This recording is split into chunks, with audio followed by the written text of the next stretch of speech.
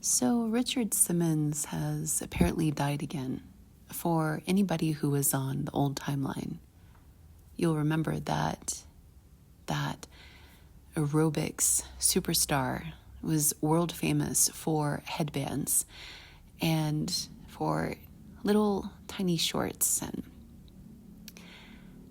he's been dead for a long time.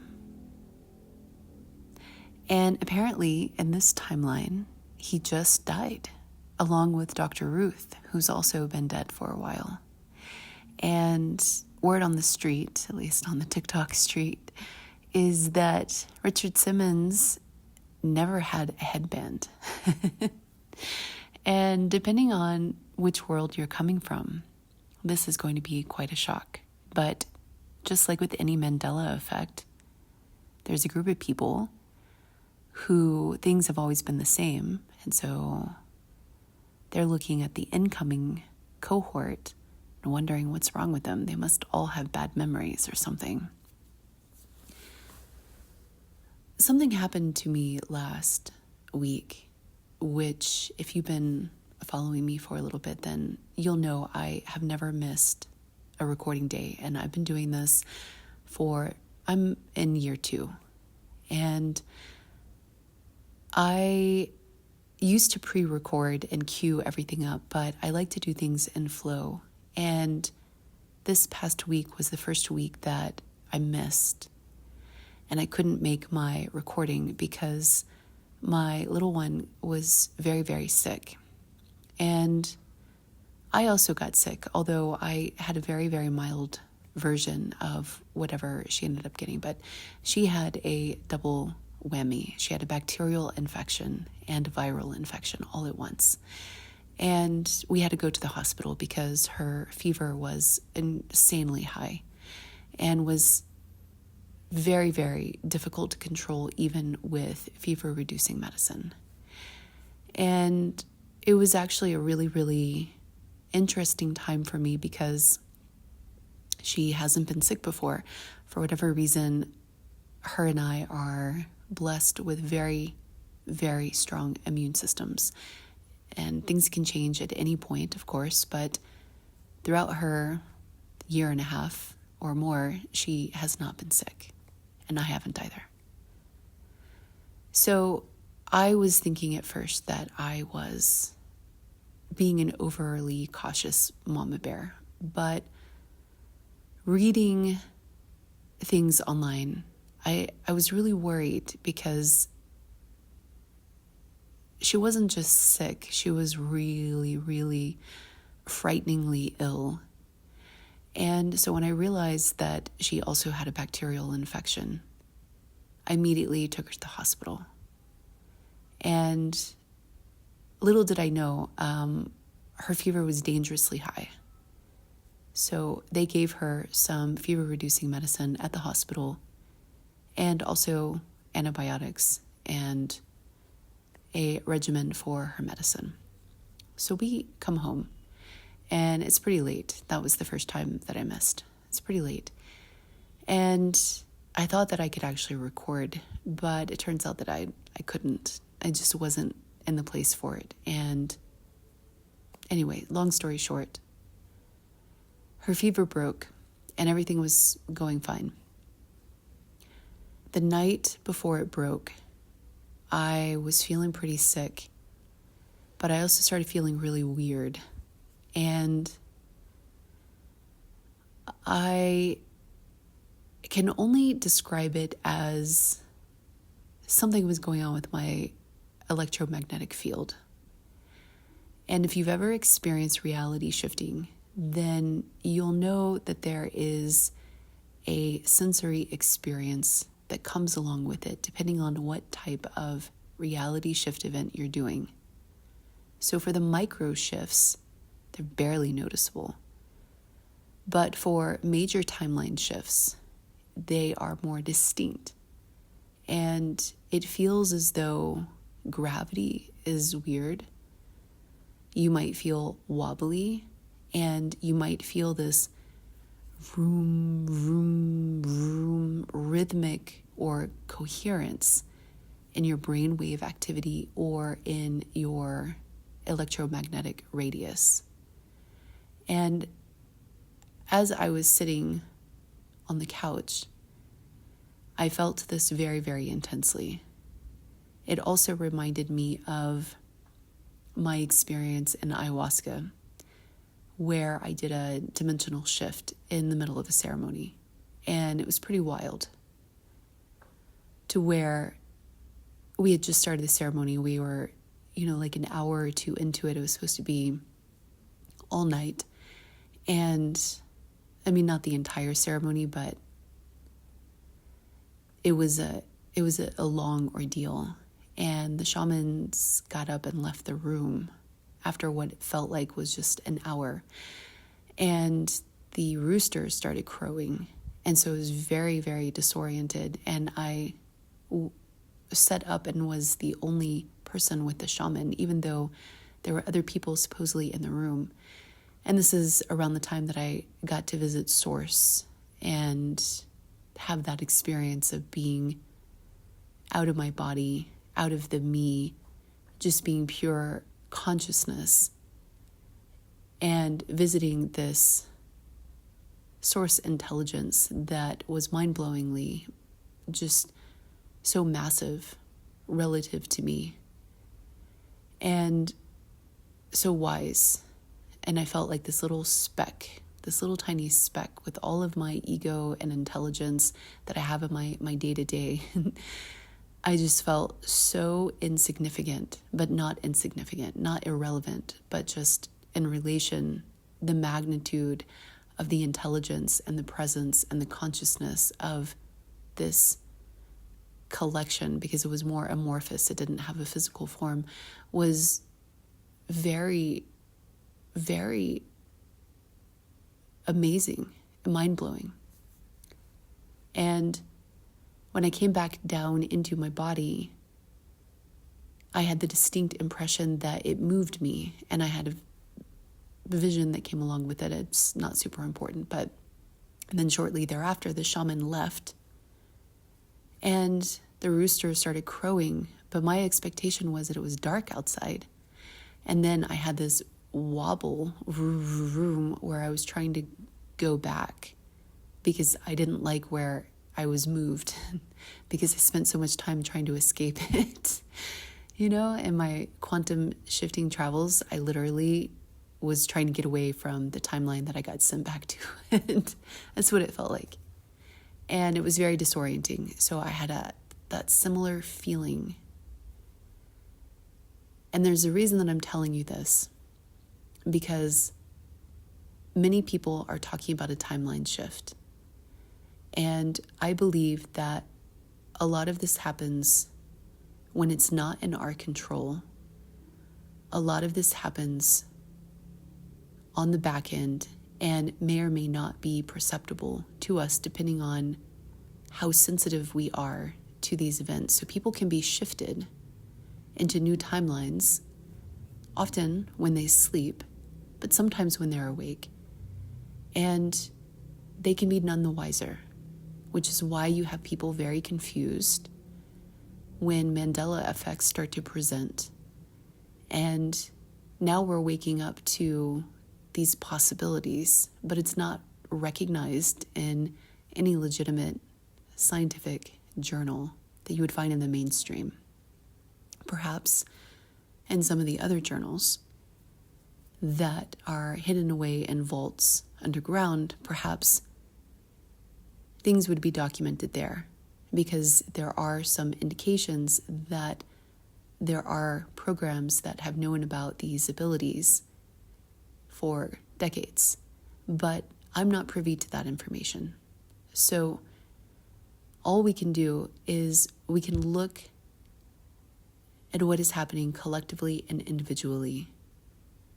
And we can say, if we were being moved onto timelines, then we would expect to see discrepancies in our world and our expectations.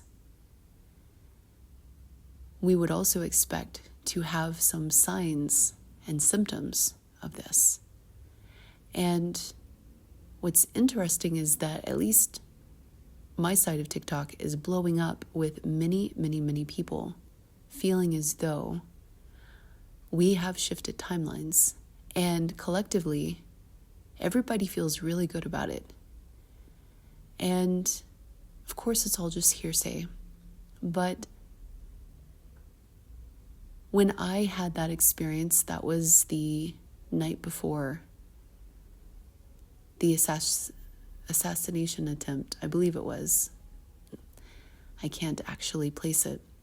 It's either the night before or 2 nights before. And actually, I think it was 2 nights before the assassination attempt of Trump. Because there's another detail that I wanted to share with you. And I guess it's not super important. So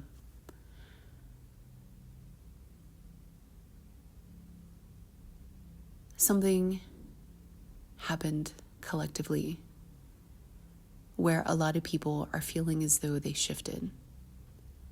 And as a result,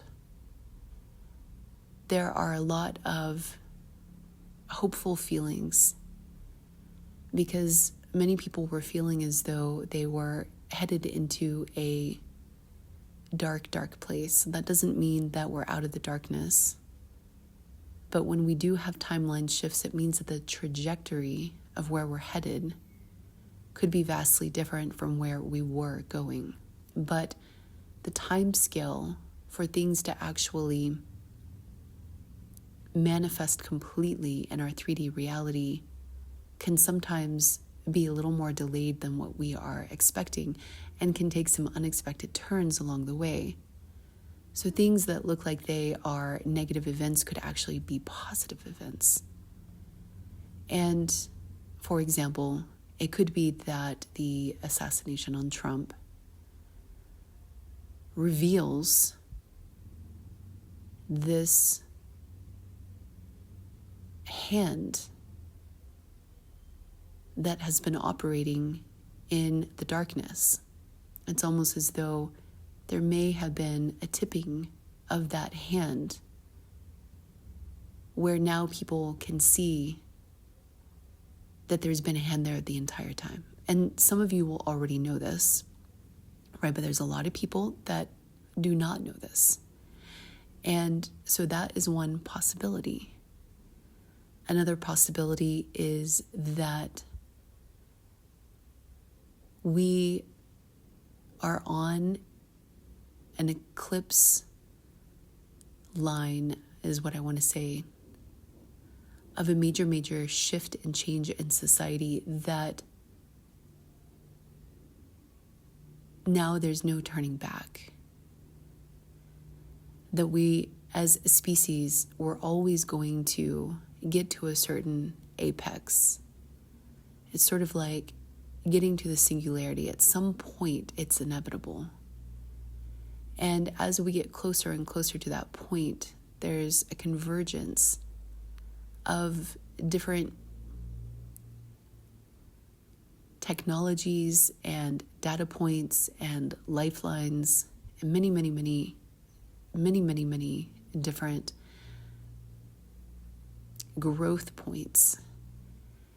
And it could be that we have funneled ourselves into a certain part of the singularity where we're sharing space and time with other timelines, but their vortex is going to go in a different direction. And almost like an inflection point, the timelines are going to push out in different directions, but for a moment, we're all going to sort of be here collectively before we completely start to break away. And when we see discrepancies in events or expectations, like for example, The Simpsons predicted that Trump would be dead. And so there could be a timeline where that actually occurred. And we would be in close proximity to that timeline because we have just now recently split away. But the events are so divergent enough that it's solidified the path that we're headed on. So if you're in a timeline where that did not happen, then you're not going to suddenly wake up in a timeline where it did happen. Unless, now let's go back to Richard Simmons, right? And Dr. Ruth. Unless there is a correction or something that we don't understand, where you get moved against your will and against your knowledge, and all of a sudden you're waking up in a timeline where Richard Simmons has died for the third or fourth time. You see what I mean? There are things about this universe that we do not understand, and that from a mainstream perspective we do not have mapped out. And there is an order and an element of trust that we have to lean into, and we have to feel out using our intuition. And it's only because I went on an ayahuasca journey and I went to source consciousness because I had a problem believing that we were led by benevolence. And I didn't anticipate that I would find this answer when I went on my ayahuasca journey. And I'm not saying that this answer is your answer, but I felt a peace come over me because I got to vet the source personally and experience personally the entity, if you can even call it that, the conglomerate of consciousness that was overseeing where I was at, presumably, possibly where you're at as well. And it's not so simple to say that it's benevolent. It actually was neutral. That's the best way to say it. It wasn't male, it wasn't female, it wasn't human, it wasn't in any sort of being-like form. It was like a collection, an ocean of pockets of time windows with this awareness that it was operating from this macro understanding of what each of those little pockets were, but also what the whole was. Whereas in our day-to-day reality, we operate from a singular point of awareness at the individual level. And inside of each of these little portals are fractals and our lifelines and worlds and our groups and collections of entities. And so if you can imagine all of the possibilities which exist being overseen by a conglomerate consciousness that isn't evil, it isn't good, it is a harmonious system. It wants justice. It doesn't even, wanting isn't the right way to say it. It exists. It perpetuates existence. And it does so in a balanced, orderly fashion because it's not chaotic. It's not so orderly that it's rigid or inflexible, but it understands the value of tough journeys. It understands the value of sickness and challenge, and it understands things that we can't even possibly comprehend. And it maintains this harmony throughout all of existence with this balance that is indescribable. And there is no agenda. There's no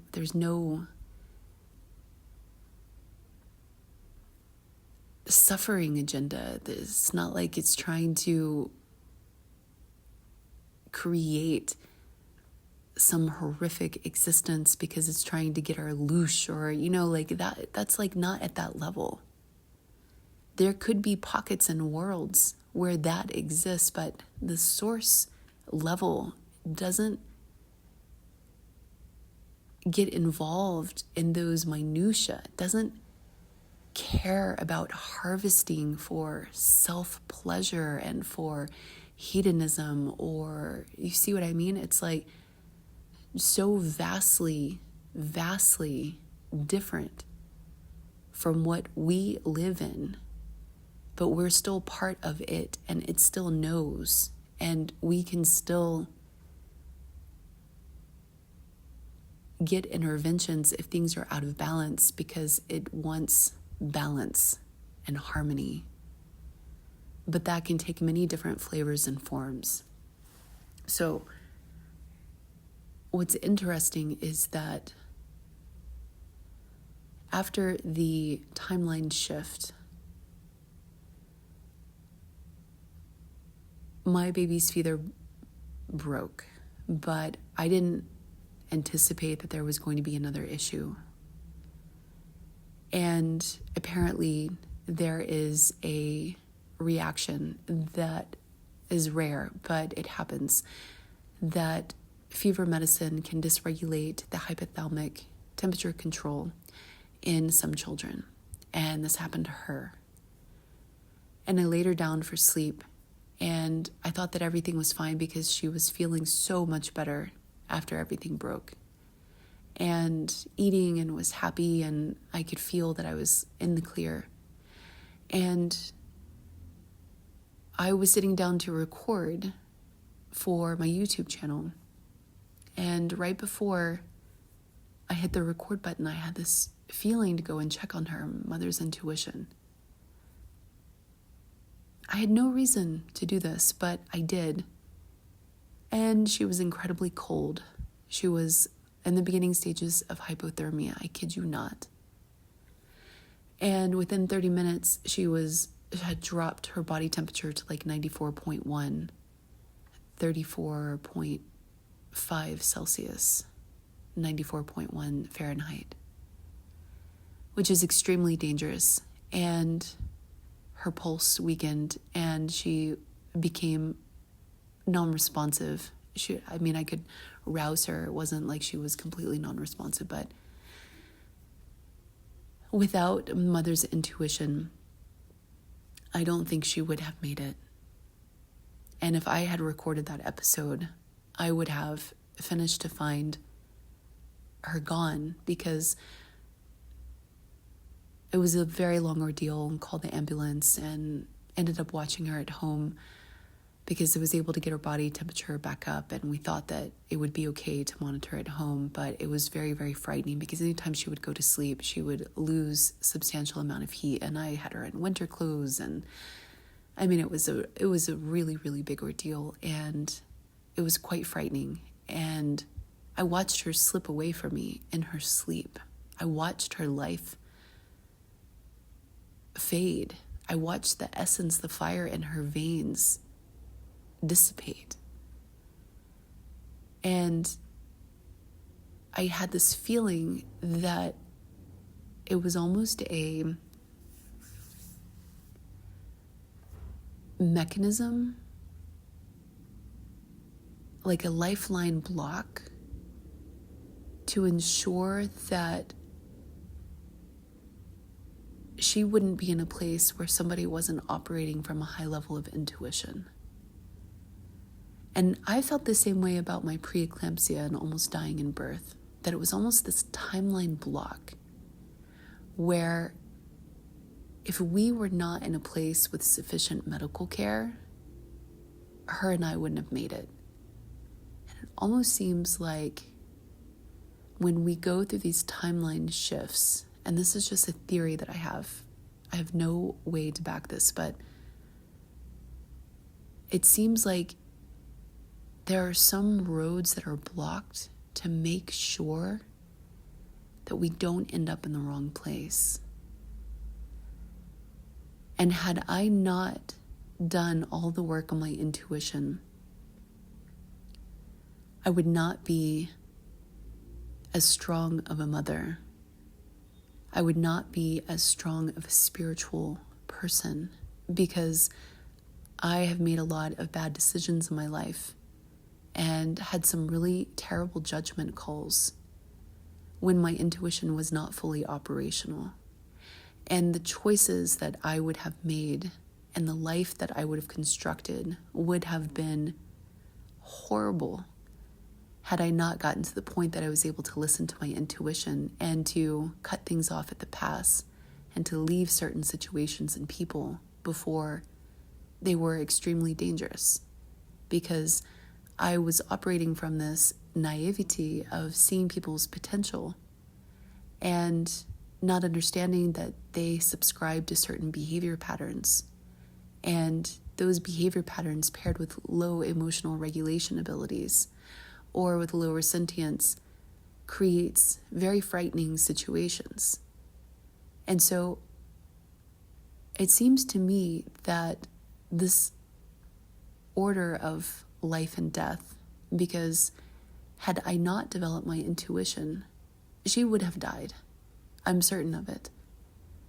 I'm still a little traumatized from the experience, but I'm so grateful that I listened to my intuition. And the ironic thing is that for my True Love Masterminds group, I was literally preparing the mastermind class on intuition that week. And had I not listened to it, I'm not sure I would have continued with that master class group, because it would have been such a failure. And so I share this with you to give you a perspective about what it means when we do have a timeline shift and what it means when sometimes people don't make it. And it's just, like I said, a burgeoning theory that I have. But I do believe that there are certain checkpoints. And if you don't level up, then there are some places you cannot go. If you do the work and you continue on your journey, then some paths are going to be open to you and they are going to be blocked for some people. And I don't have the roster list, but in my heart of hearts, I have already seen this effect where even leading up to this timeline shift,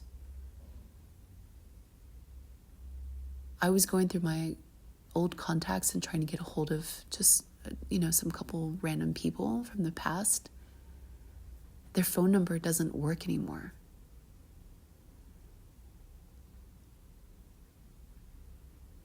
It's really interesting because sometimes I have clients that reach out to me that I don't get their communication the first time that they send it. It's like it gets lost in the ether. And then sometimes there's this dimensional shift that we get close enough and can communicate. Other times it's like I don't hear from them. And I believe that we're going to see more weirdness as we go along.